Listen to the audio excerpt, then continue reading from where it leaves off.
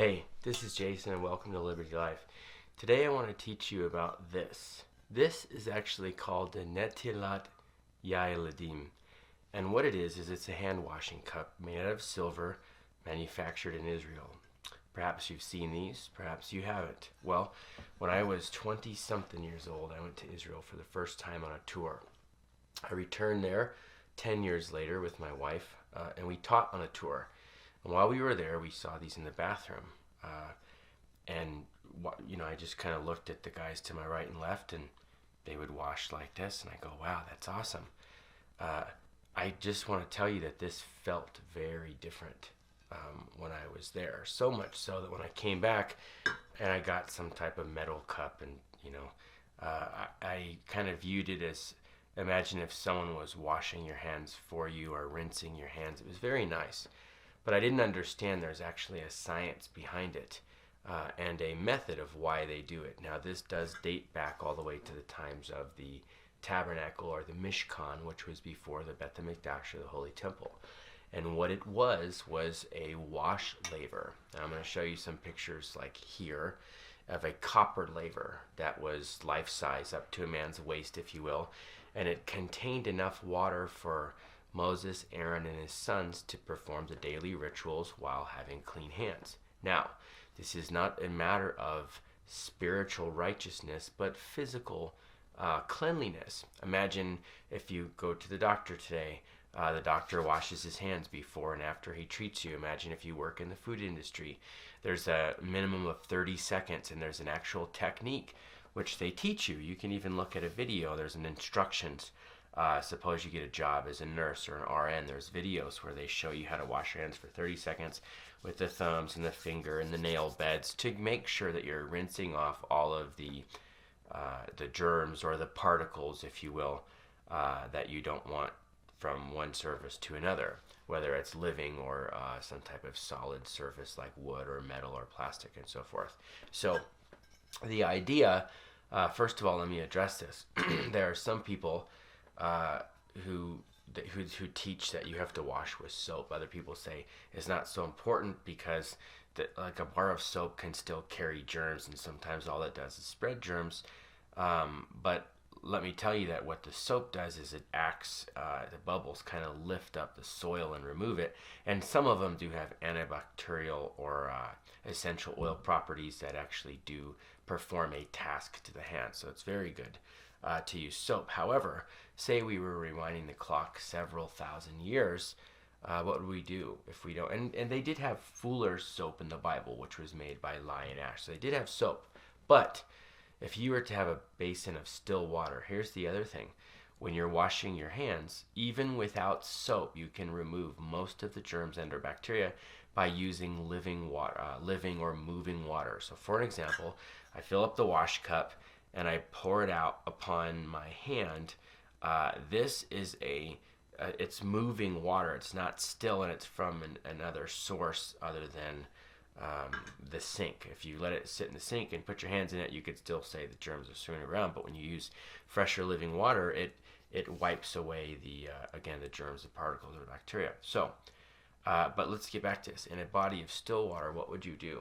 Say you have a Kohanim or a priest, and he's just getting ready to fillet a goat or a calf or a cow or a lamb for service, to make the food for the brotherhood. Or let's say it's on, for an example, Passover, and he has the lamb to sacrifice, but then later he has to prepare the bread, or he has to light the incense, or shake hands with his friends, hug his wife, and so forth.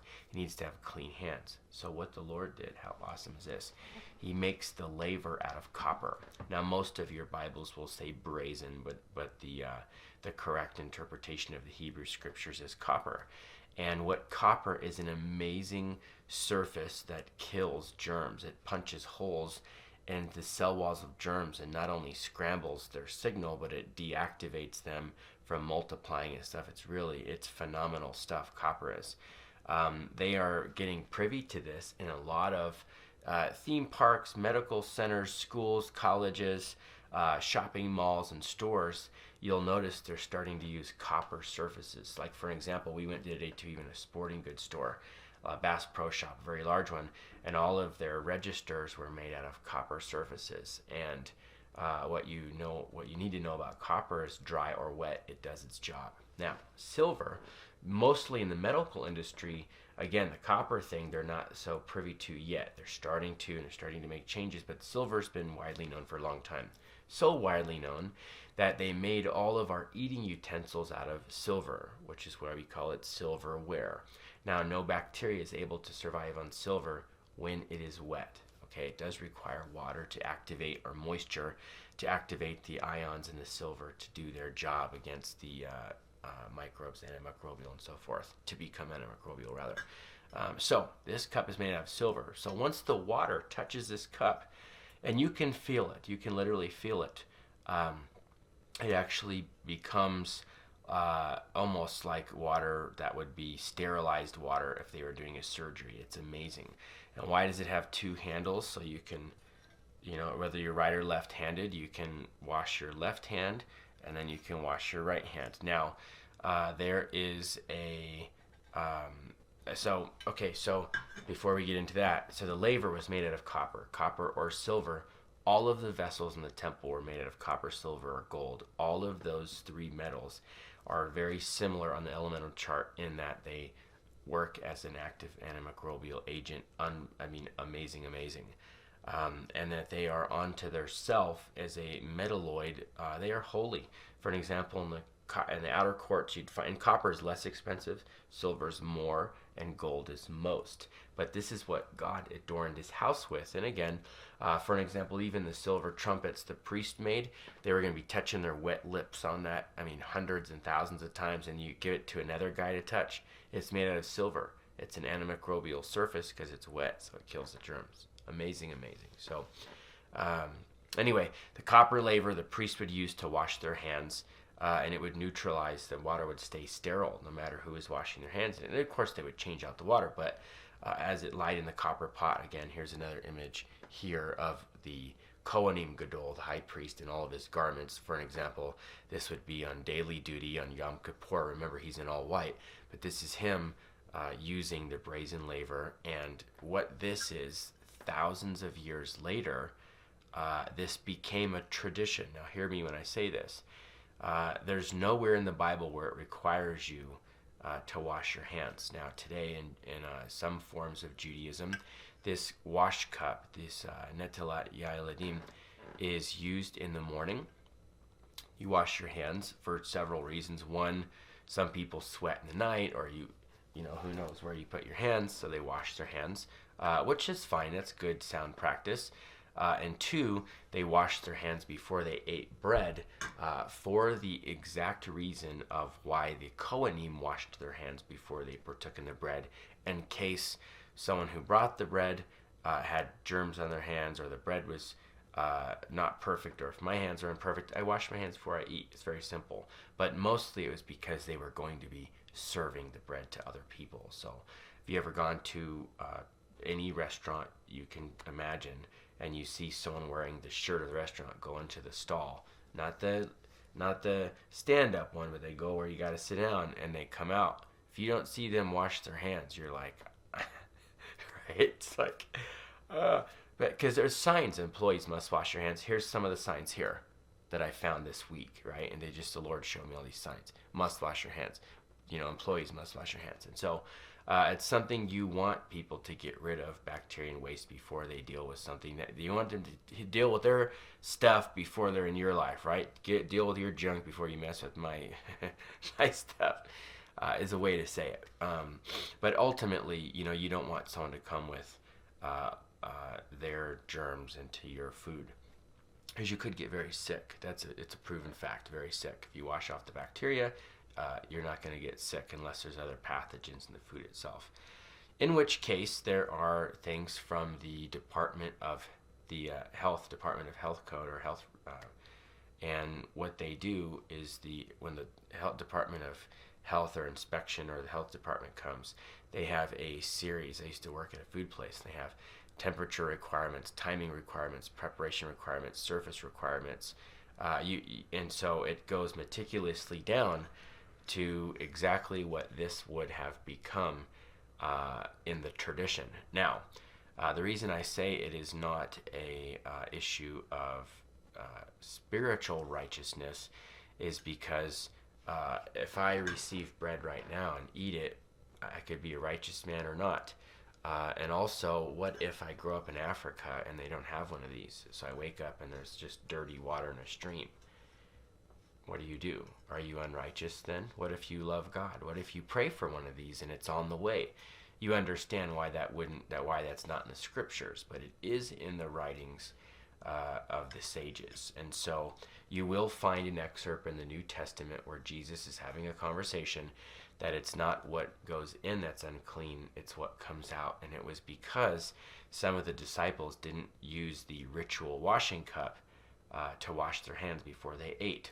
And Jesus addressed that you guys put so much weight on the tradition, but not enough weight on the scriptures, which the traditions were born. So in other words, say I'm a God-fearing man, and I see that the temple's been burned down, but I see wisdom in the life at the temple, so I wash my hands with this, and now I tell everyone, if you come to my house, and you don't use this, then you're not right with God. I don't know that would be right. That's not even a custom. Most people in America have never done that. They don't even know what this is. How many people in America love God with their heart, soul, mind, and strength, and love their neighbors and love themselves, right? I personally really enjoy this. I think that maybe this is what Jesus used when he washed the feet of the disciples before they served the bread to the earth. What is the bread? I am the living bread, the body of Jesus, the message of Jesus, the love of Jesus, the heart of Jesus. They had to be prepared.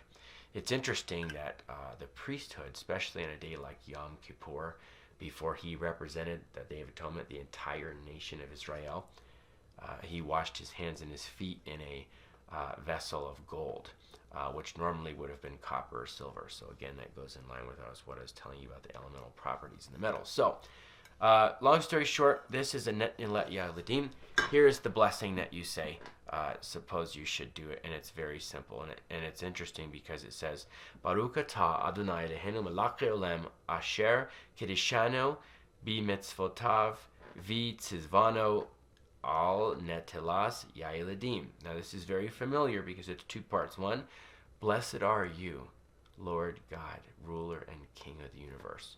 Most every blessing starts this way. This is like, our Father who art in heaven, hallowed be your name. Our Father who art the King and ruler of the heavens, right? Hallowed be your name, Lord, the Lord of Lords, King of Kings. There's a level of reverence before you release from him what it says here. Ashar Kedoshenu b'mitzvah titzvanu el Netilat Yadayim, who commanded us in the washing of the hands. Now, again, interesting about that blessing. Did the Lord command us in the washing of the hands? We who, let's just say we are layman people, we don't work in the tabernacle or the temple or even in a church. What if we just go to work? No, he did not command us to wash our hands, but it is a practice that there's a sink in every single work, every single bathroom in America. Every single work, every single bathroom, every single kitchen comes with a sink so that you can wash your hands. So where did this all come from? Again, it came from the tabernacle and the temple. So it did come from God to give us the option to have a sanitized life, if you will, a holy life, a life set apart, and one that was clean.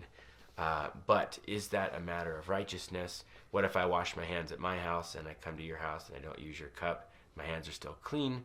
So, again, this is why it was not a biblical legality unless we were serving in the temple, which is like if you're in a restaurant, then it does become a legality. You must wash your hands, and all employees must wash their hands. All saints must wash their hands. So I want you to understand the last thing about this, how cool this is. And again, if you've ever seen a real wash cup, it has to have two handles.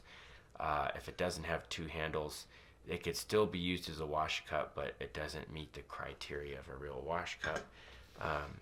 But I want you to understand that as Jesus has washed and sanctified us by the water of the Word, that the Word of God, when you read it, God speaks to you. He has a license to move in your life on a whole new level, a level of separatedness, and you become holy to the Lord, that there is a cleansing involved. And so again, this is not external. I don't want you to live a life of mere, like they honor me with their lips externally, but their hearts are far from me.